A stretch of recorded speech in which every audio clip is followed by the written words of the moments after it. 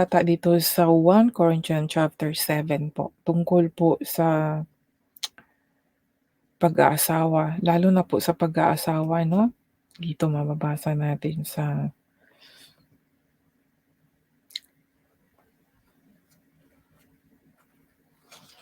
1 hanggang 40.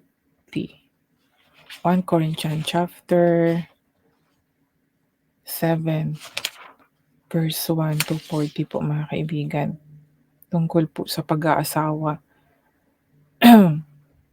Ang sabi po dito na sana nauunawaan ko po, para po makaiwas ng immoral na gawain. Kung hindi ka makapagpigil sa iyong sarili, sinabi na mag-asawa ka na lang. Pero sinabi ni Pablo, dahil si Pablo wala po siyang asawa, mas mabuti kung huwag kang mag-asawa. Bakit? Kasi kung ikaw ay tagapaglingkod ng ating Panginoon, daritso-daritso po ang paglingkod mo sa Kanya. Walang sagabal. Pero kung may asawa ka, mahahati po. Totoo po yan. Mahahati po ang paglilingkod dahil siyempre may pamilya ka, may asawa ka. Aalagaan mo yung asawa mo, paglilingkuran mo siya. Tapos maglilingkod ka rin sa Panginoon, kaya hati talaga. Pero kung kaya mong mapigil ang sarili mo sa immoral na gawain, huwag ka na lang mag-asawa kung talagang dedicated ka sa paglingkod sa Panginoon. Daritso-daritso yun. Ako nga mga kaibigan, sa sarili ko ha, noong 2012 po, akala ko po kasi maghiwalay kami ng asawa ko. Ang iniisip ko, kasi nung time na yon ay naramdaman ko na yung, dahil nung hindi ko pa siya nakilala, nandoon yung kabagaban, depressed, stress, kalungkutan na hindi ko yung kahungkagan na ang naramdaman ng aking puso. So dahan-dahan nung nakilala ko na siya, naramdaman ko, God is so amazing. Naramdaman ko na parang pinakita talaga niya na mahal niya ako, kaya pinatawad niya ako. Doon hanggang sa yung love ni Lord sa akin na pinakita niya, nagkaroon din sa puso ko ng pagmamahal sa kanya, kaya sabi ko, parang hindi na ako masaya sa pamilya ko, kaya parang gusto ko maghiwalay na lang kami. So, akala ko maghiwalay kami, sabi ko sa isip ko, 'pag maghiwalay kami maglingkod na lang ako kay Lord, sa kanya na lang ako. At nag-iisip na ako, saan kaya, kasi Catholic pa ako nung time na yon, saan kaya akong kumbento pupunta at sasabihin ko na maglilingkod ako, kasi gusto ko talaga yung bang matutunan ang tungkol po sa Panginoon. Saan kaya ako babalik mauwi kaya ako sa Pilipinas and then sa kumbento na ako tutuloy. Tapos hindi naman pala gano'n mga kaibigan. Dahil ang Diyos, kung ano talaga ang gusto ng Diyos sa atin 'no, hindi 'yun ang mangyayari, hindi yung sa plano ko po. Kaya hindi po kami hindi po ako na broken family 'no, yung mga anak ko. Nandiyan talaga si Lord at 'yan po ang isa sa mga pinapasalamat ko po. And then 'yun, sa ngayon nga, sabi ko maganda din pala kung walang asawa. Dahil kung nakilala na natin ang Diyos at nandoon mahal talaga natin siya, gusto natin maglingkod sa pamagitan ng mga mission, kasi gusto ko rin mag-share sa mga do'n sa mga lugar na hindi nakilala ang Diyos. Yung mga plano ko po 'yan mga kaibigan, at tumulong sa mga mahihirap, yung sa mga bata, lalo na sa mga bata po, para ma-guide po sila sa tamang daan ba. Pero sabi ko, andito ako, kaya hindi ko magawa. So, maghihintay na lang ako kung kailan yun, o God will allow me, kahit na siguro may edad ako, kung allow pa rin ni Lord, gagawin ko pa rin yun, kasi yun po yung isa sa mga gusto ko, na mapaglingkuran ko ang Diyos, mai-share ko siya sa mga taong hindi pa siya kilala, na hindi pa tinanggap. Yun po yun mga kaibigan. Kaya tama itong sinabi dito, Kaya doon po sa mga nagsasabing na save, always save, pero nagkakasala dahil dito, meron pang laman, nag-iisip dito, nakalagay dito, kung hindi ka makapagpigil, mag-asawa ka. Ngayon kung may asawa ka na at hindi ka pa rin na makapagpigil, hahanap ka ng iba, iba na yun, pakikiapid na yun. Kaya hindi talaga, hindi, para sa akin po, contradict po ako doon sa sinabing, ah nagkakasala dahil dito sa gawaing ito, yung immoralidad sexual, eh, may tinuro po dito, eh. Ito po yung isa sa mga hinahanap ko rin para ipakita ko doon sa isang magtuturo na yun nga daw, nagkakasala pa kasi hindi nakokontrol ang sarili, yung gagawa pa ng mga ano, bagay. Nagsasarili nga daw siya. Hala, ito tinuro, eh. Kung may asawa ka bakit ka magsasarili? May panahon na ang asawa ayaw niya isa sa kanyang makipagsiping sa asawa 'no, kasi may mga panahon masakit ang katawan, kaya pinag-uusapan yan next time gano'n. Pero may time talaga na kailangan din ng mag-asawa na magsiping para hindi sila matukso. Yun po yung sinabi dito sa binasa ko po sa 1 Corinthians chapter 7. Basahin niyo po yan at unawain niyo pong mabuti para po maiwasan po natin ang pagkakasala. Hindi naman po ibig sabihin na nagbasa na tayo ng Bible at, naniniwala na tayo sa Panginoon, hindi na tayo magkakasala. Ang Panginoon ang magju-judge dun. Ayon kay Pablo, sinabi niya na, malinis ang konsensya ko." So, ibig sabihin kung malinis ang konsensya, hindi siya nagkasala, wala siyang kasalanan, hindi siya naka-commit ng kasalanan. Pero sabi niya, hindi ibig sabihin na hindi na ako magkakasala, ang Diyos ang maghuhusga. So, yun, yun maganda mga kaibigan ano. So, kung may magtanong sa atin na magkakasala ka pa ba, na-save ka na, eh, magkakasala ka pa ba? Ang sagot pala diyan, wala, hindi ako ang magsasabing wala na akong kasalanan, ang Diyos ang maghuhusga sa atin dahil darating siya para maghusga sa lahat, 'no? Yun pala yung dapat doon. Thank God talaga at meron akong naunawaan dito kasi meron din naman kasing sinabi na oras na tayo ay pinatawad na wala na tayong kasalanan. Totoo 'yan, may gano'n din 'di ba, siyempre nilinis na tayo, eh, 'di ba, wala na yung kasalanan, inalis na talaga ni Jesus Christ, puting-puti na talaga ang ating budhi, ang ating puso, tapos natisod tayo. Yung pagkatisod hindi sinasadya. So 'yan ang mga bagay na 'yon, ang sinasadya ay iba 'yun, ibang usapan 'yun, alam mo na 'yan. Alam mo na nabasa mo na mismo na kung hindi ka makaiwas sa tukso ay mag-asawa ka na lang. Ngayon kung may asawa ka tapos natukso ka pa sa iba, hindi masasabi ko na hindi pa totoong born again.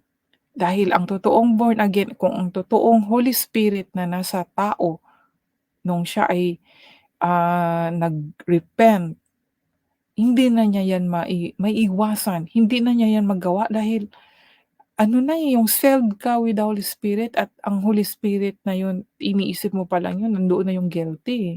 'Di ba sinabi ni Pablo na, ah, wala akong ano yung sabi niya na hindi siya ano ba yung sabi ko like yung sinabi ko po ito na, wala siyang kakasabi ko lang, eh, na-block mental ako. Ano ba yun na sinabi ni Pablo na,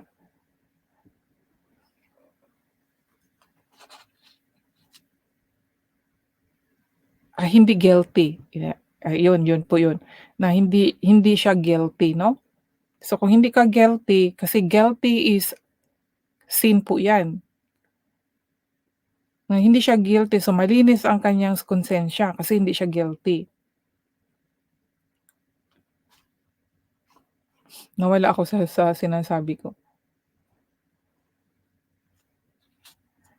So yun po yun mga kaibigan ano, atin pong magbasa lang tayo mga kaibigan at unawain din natin, meron po tayong guide, ang Holy Spirit po. Kagaya ko po, hindi ko rin po masabing, "Oh, wala na akong kasalanan." Pero ang Diyos ang ano nun, ang Diyos ang ju-judge sa akin na siyempre ayokong i-mindset 'no na ako ay not perfect dahil nung nilinis ako ginawa na niya akong perfect, ginawa na akong, matuwid through Jesus Christ. Kaya sa isipan ko po, talagang iisipin ko yung mabubuti na talagang sa kanya ako. Ngayon kung natisod man ako, natisod yun na hindi sinasadya. So, merong sinabi na may kasalanan na hindi sa espiritu. So, yun yung mga kasalanan na hindi sinasadya na parang ano lang, madali lang siyang mapatawad. Parang tayo din sa tao 'di ba na minsan meron tayong nasabing hindi natin sinasadya at nasaktan natin yung kapwa natin, parang gano'n.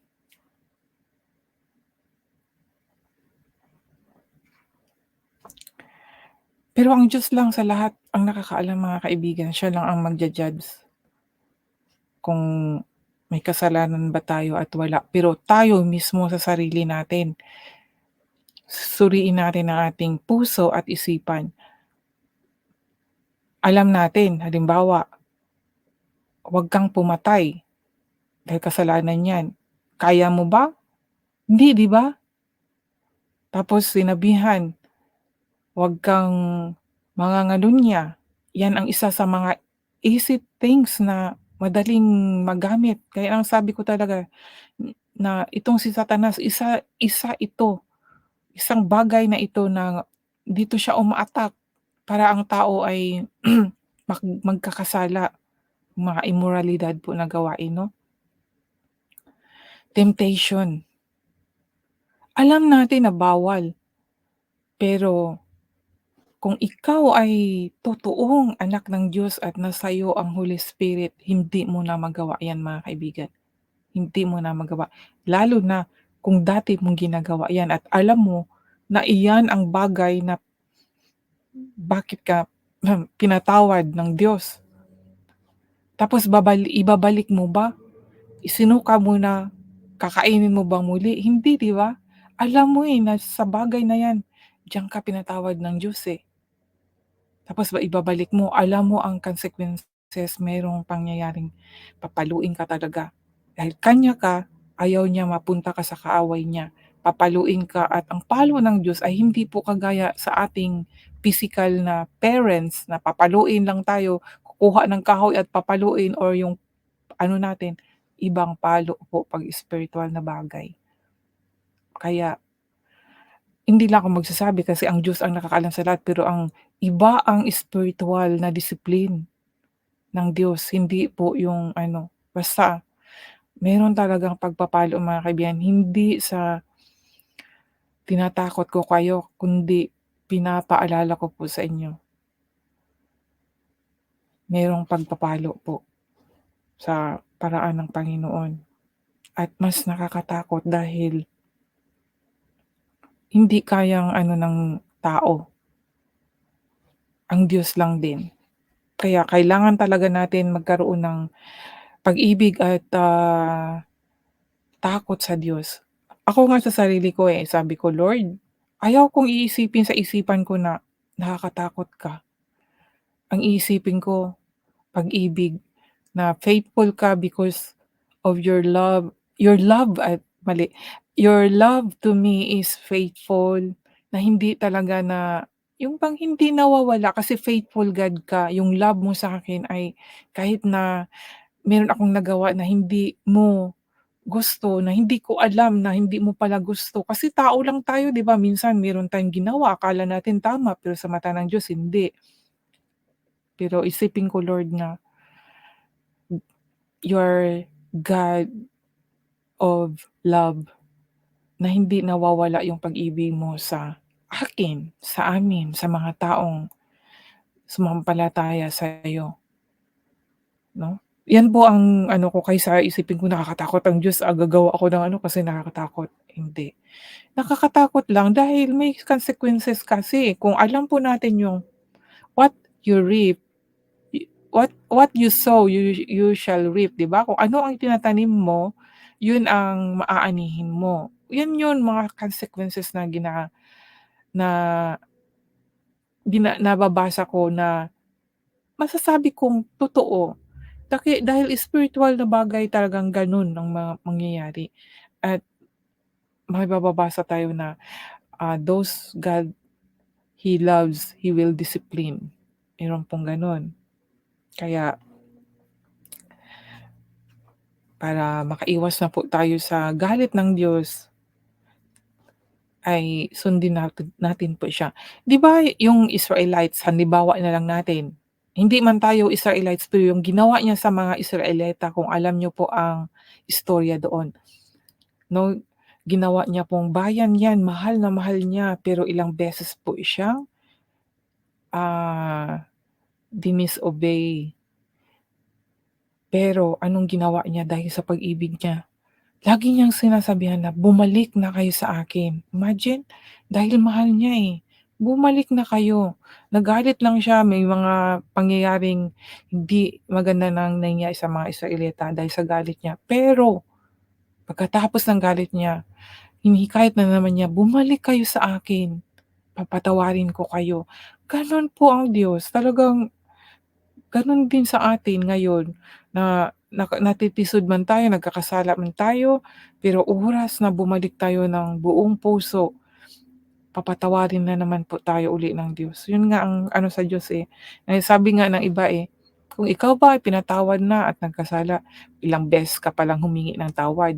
Siyempre 'no, tao lang tayo, eh, meron pa tayong part of yung part of flesh ay nakagawa ng hindi magandang bagay na minsan hindi natin sinasadya, kaya lagi nating aanuhin 'yun.